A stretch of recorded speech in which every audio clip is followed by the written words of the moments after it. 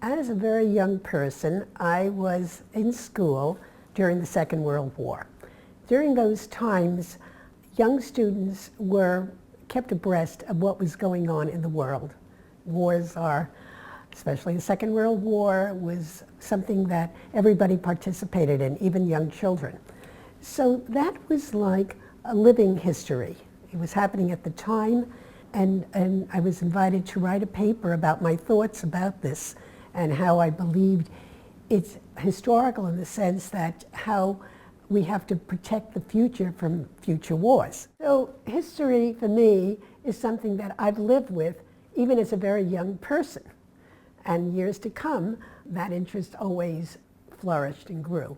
History for me, generally and specifically in relation to public health and health education, health promotion, is something I find that I approach and then either work backward or work forward.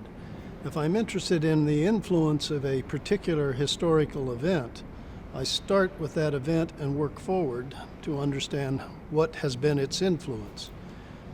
If I'm interested in what caused that particular historical event, I start with the event and work backwards to see what were the proximal events that influenced it and what influenced them as more distal influences.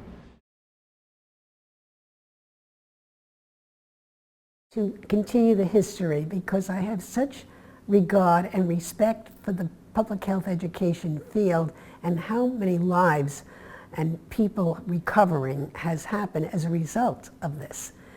And I wanted it to continue, and I wanted the history to continue, because through writing the history, I learned a great deal about dedication, about extra hours. All people put in. This was, a paper I wrote about others. And I got to know them and got to know what sacrifices they made to move this whole idea of public health and education and health promotion, disease prevention into a new sphere. And it has still lots to go to move it even higher.